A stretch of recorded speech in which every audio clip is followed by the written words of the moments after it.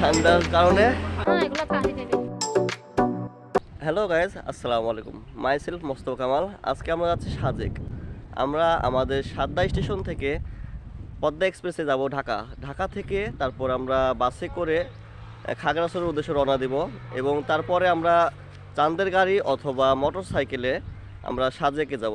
তো এই পর্যন্ত আপনারা আমাদের সঙ্গে থাকুন, আমাদের ফুল ভিডিওটি দেখুন। আমরা ট্রেনে এবং রাস্তাপথে আমরা কী করছি, তো আমাদের সাথে দেখা হচ্ছে আবার ট্রেন আসা পর্যন্ত আপনারা আমাদের সঙ্গে থাকুন। প্রায় 35 মিনিট পর ট্রেনের দেখা পেলাম।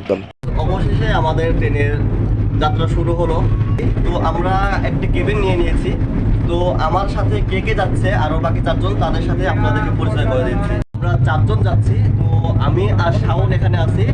এটা হচ্ছে আমার ভাই শাওন ভাই এবং জামিল ভাই ও কাউসার ভাই আমাদের কেবিনের মধ্যে আছে। তো চলুন আমাদের কেবিনটা আপনাদেরকে দেখায় এবং কাউসার ভাই এবং জামিল ভাইয়ের সাথে আপনাদের পরিচয় করে দিই।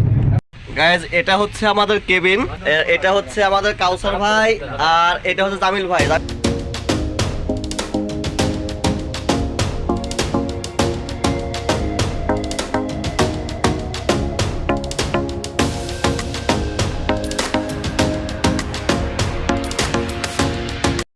ট্রেনে বসে থাকতে থাকতে মাথা পিঠ লেগে গেছে। ট্রেন মনে হচ্ছে এমন আসতে যাচ্ছে, এর থেকে সাইকেল চালালেও মনে হচ্ছে অনেক জোরে যাব।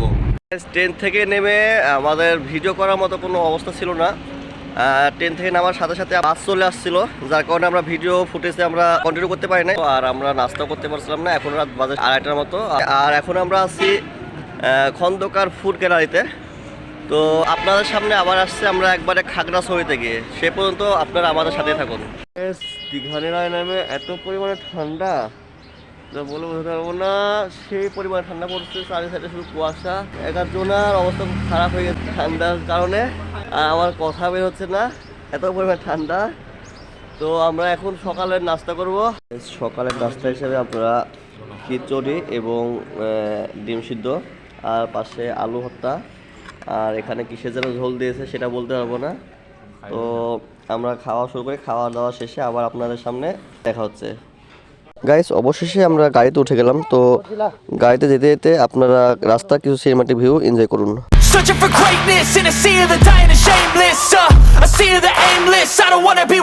তো গাইস, স্কুটি নেমে আমরা পাশে ফলের দোকান দেখে চলে আসলাম ফলের দাম এবং কোনটা কি ফল সেটা জানার জন্য। এই পেঁপে কত করে আছেন? পাহাড়ি পেঁপে গুলো? হ্যাঁ, এগুলো পাহাড়ি পেঁপে। কত করে কি করে কাটা? হ্যাঁ, পিস নিতে পারেন, কেজি হলে 80 টাকা।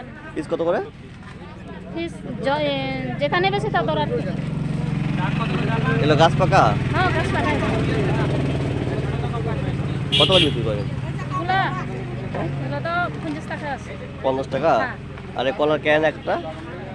এগুলো হ্যাঁ, খালি 10 টাকা নেন। 10 টাকা খালি?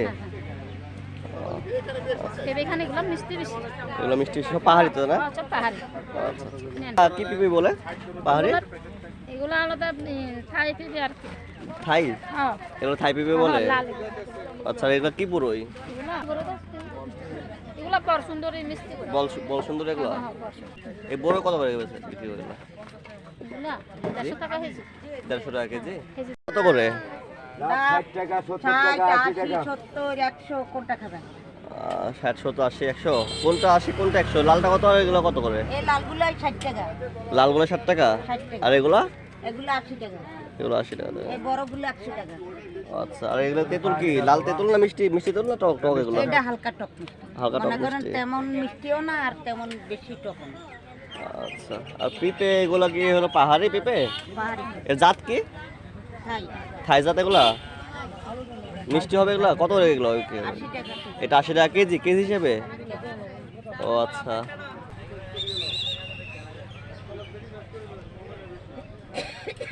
গাইস, আমি একটা ডাব নিয়েছিলাম। আসলে বাস্তবে এই আঙ্কেলের কথার সাথে মিল আছে, ডাবটা মিষ্টি আছে অনেক। তো ডাবের পানিও অনেক প্রচুর আছে। একজন মানুষ হয়তো এটা আমার পক্ষে খাওয়া সম্ভব না একা। ডাবের পানিও মিষ্টি এবং ডাবের পানিও অনেক দাম অবশ্য বেশি না। আমাদের রাজশাহীতে যে ডাবের যে দাম তার থেকে অনেক কমে আছে অবশ্য।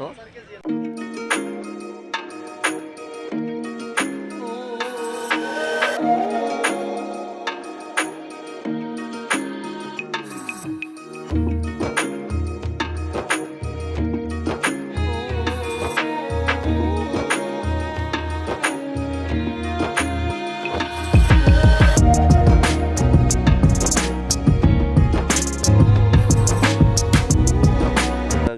আমরা সাজেক পৌঁছেছি প্রায় বিকাল 4টার সময়। তো এই সময় এসে কারো খাওয়া দাওয়া নাই, প্রায় 22 ঘন্টা জার্নি করে কারো শরীরের অবস্থা ঠিক ছিল না, সেজন্য ভিডিও তেমন করতে পারি নাই। তো একটু ফ্রেশ হয়ে খাওয়া দাওয়া করে দেন আবার আমরা আসলাম। আসার পরে আমাদের সবার মন খারাপ হয়ে গেছে, কারণ কালকে আমাদেরকে আবার রওনা দেওয়া লাগবে। কেননা একটা সমস্যার কারণে নাকি সাজেকে যেগুলো পর্যটক আসছে তাদের সবাইকে কালকে সকালের মধ্যে হচ্ছে রওনা দিয়ে দেওয়া লাগবে। তো আমরা ভাবছি আজকে রাতটা এখানে থেকে কালকে সকালবেলা আমরা হয়তো কক্সবাজার যাব। যেটা ভেবেছিলাম তার বিকল্প একটা অবস্থা হয়ে গেছে। তো আজকে রাতের মধ্যে আমরা যতটুকু পারি ততটুকু আপনাদের মাঝে শেয়ার করব। তো সে পর্যন্ত আপনারা আমাদের সাথে থাকুন।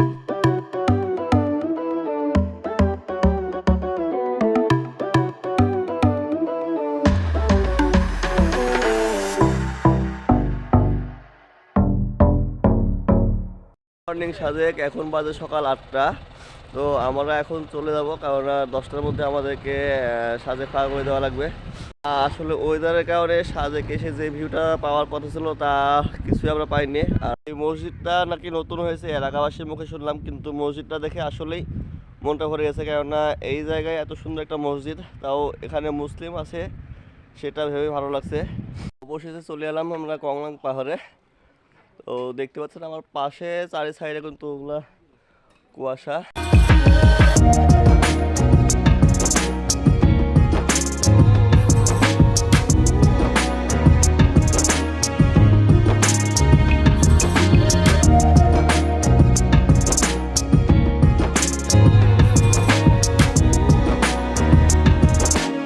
কমলাং পাহাড় থেকে নিচে নামছি, এখন চলে যাব আমরা। আজকে এই পর্যন্তই, আর আমাদের হাতে সময় নাই। সময় সংকটের কারণে আমরা ভালোভাবে তেমন সব প্লেসগুলো আমরা ঘুরে দেখতে পারি নাই, কেননা 10টা পর্যন্ত টাইম ছিল, সেজন্যই। তো আমার ভিডিওর মধ্যে যদি কোনো ভুল ত্রুটি হয়ে থাকে সবাই ক্ষমা দৃষ্টিতে দেখবেন, এবং যদি আমার ভিডিও ভালো লাগে তাহলে অবশ্যই লাইক, কমেন্ট এবং শেয়ার করে আমার পাশে থাকবেন। ধন্যবাদ। আসসালামু আলাইকুম।